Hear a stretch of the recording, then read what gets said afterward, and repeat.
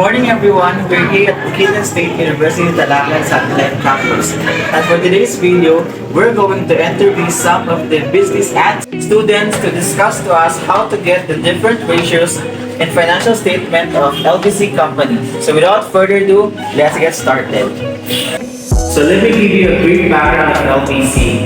So the LBC is founded in 1945 and it is the first Philippines market leading in payments, documents, mails, parcels, boxes, and of course logistics. So please help me welcome our first guest, Ms. Limjin Pamisa, and she will going to show us how to get the current ratio of the financial statement of the LBC company. I am here to discuss to you about the current ratio. And the current ratio is very important to the company because it is to ensure or to assess the ability of the company to pay off its term of liabilities to its creditors.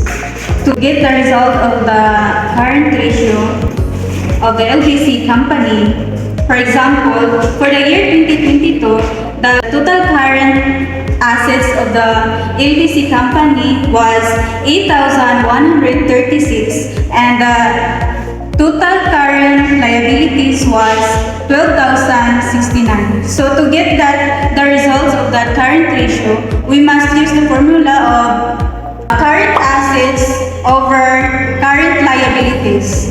And for the year 2022, the total current assets of the LBC company was 8,136 and the total current liabilities of the LBC company was 12,069. So the result of this assets was 0.67. So it means that when the result is lower than 2, the implication for this was the company was not able to pay off its debts. Hi everyone, now I am going to show you how to solve the quick ratio. The formula of the quick ratio is liquid asset over current liabilities. For example, the current asset liquid asset of LBC company is 7,927 divided by current liabilities 12,069,000, and the result is 0.66. And the implication of this is quick ratio is 0.66, and it indicates that the LBC company has greater liabilities than liquid asset, and it means they are not able to pay their short-term obligation. Morning everyone, I'm gonna show you of how to solve the inventory turnover ratio. The formula is cost of goods sold over average inventory. So since we could solve directly the inventory turnover ratio, because we will find first the average inventory. In order to get the average inventory, we will add the beginning and the ending and divide into 2. So the beginning is 175 million and the ending is 209 million. And the total is 284 million. And divided by into 2 and the result is 192 million. Since we solved the average inventory, we will now solve the inventory turnover ratio. The cost of goods sold is 12,455,000 divided by the average inventory, which is 192 million, and the result is 0.06. It implicates that the LBC company is efficient in managing their inventory. That's all, thank you.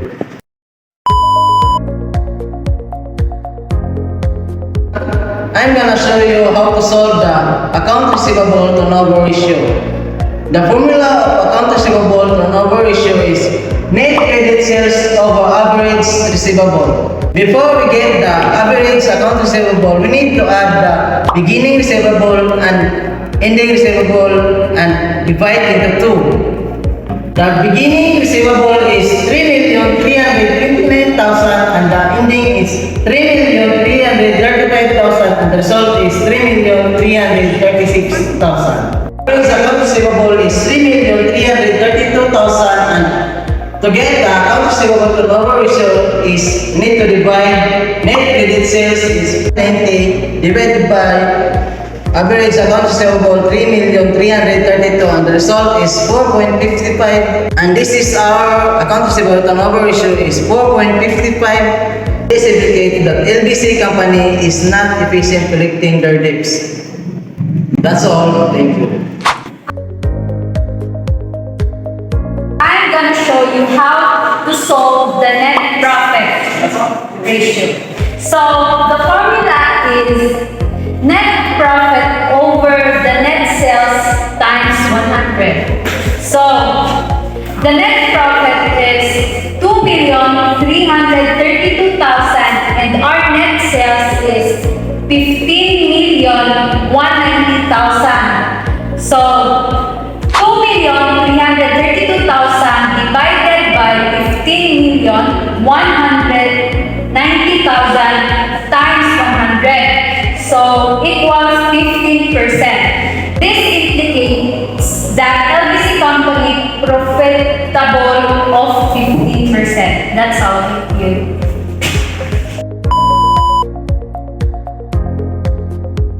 Everyone, so I am Janine Robles. So for today, I will discuss the operating ratio with the formula of cost of goods sold plus operating expense divided by net sales times 100. So our cost of goods sold is 12,455,000 plus our operating expense, which is 2,126,000 and divided by our net sales, which is 15,190,000. The result is 14,581,000. Then we will divide the net sales, which is 15,190,000 times 100, and the result is 95%. The LBC company goes beyond the standard and it implicates that the company is more efficient on its operation. And that's all. Thank you. So good morning everyone. For today's video, we're going to tackle about the horizontal analysis of the LBC company and their balance sheet.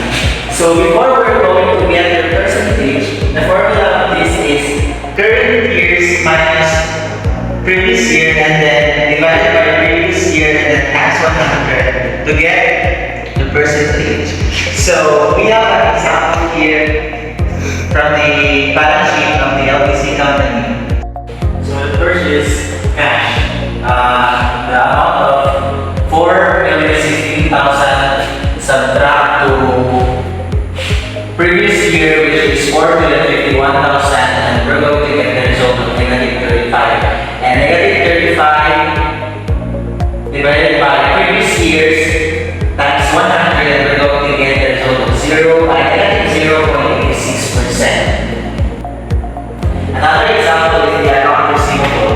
So same as the cash, we're going to subtract the 3,335,000 to previous years, which is 3,625,000, and we're going to get a negative 290, and divided by the previous years, which is the 3,625,000 times 100, we're going to get the percentage of negative 0.8%. And so for the inventories. So the next one is the income statement of the LBC company. So the same as the balance sheet of the LBC company, we're just going to subtract the current years to previous years and divided by the previous years and then times 100 to get the percentage. So the example here is the sales or the revenue amounting 15,190,000 subtract to previous years 16,995,000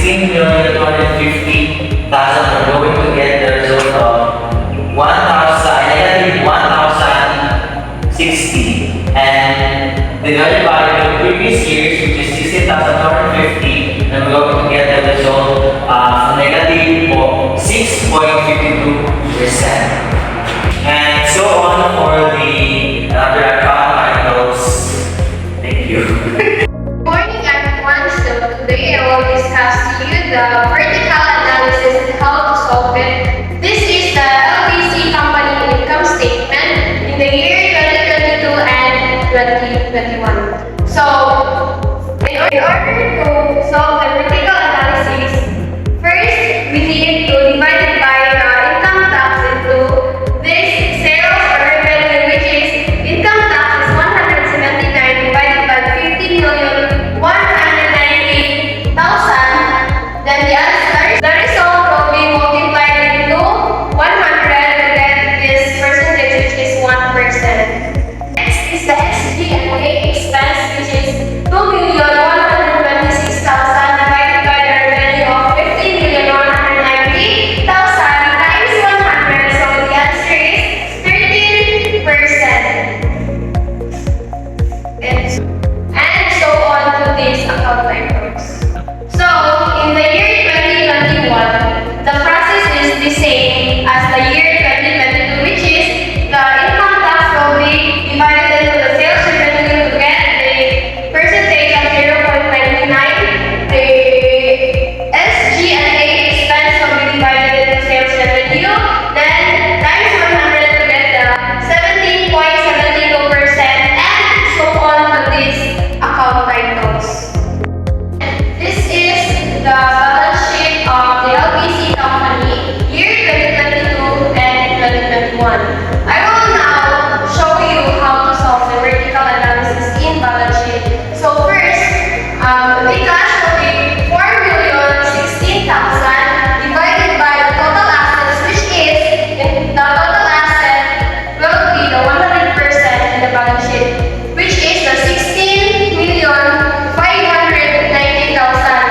And the answer of this will be multiplied into 100. So the answer for cash is 24.20%. So the process of this account titles is the same on my discussion, which is account receivable divided by the total assets times 100 to get the 1.26%. And so on to these account titles. In year 2021, the process is just the same. The cash will be divided into total assets, which is 4,051,000 and 15,980,000 times 100 to get the 25.45%. And account receivable will be divided into total assets. Then the answer will be multiplied into 100. So the answer is 1.50%, and so on to these account titles. That's all. Thank you. To get the percentage in forecasting, the formula is current year subtracted to previous year, then the result will be divided by previous year, then multiply by 100. These are the sales growth of LBC company in the previous year. So as we can see, in the year 2022, sales growth became negative 6.52%. It turned negative since LBC had a lot of new rivals in the year previously during the pandemic, including Lalamove, Plus Express, GNT, and GRS, all of which are identical to LBC. Since these rivals serve small towns rather than only cities, people must choose them over others since they are closer to them. In addition, LBC also had a high rate compared to the other competitors. So in the year 2023, we forecasted that their sales growth would be decreased into 5% because of these factors. LBC Express would employ a variety of strategies to increase sales, including developing new premises and other locations, such as provinces, increasing advertising, and seeing whether they could provide their customers with a parcel and a package discount. So that's it for today's video, guys. I hope you've learned something. Till next time, bye!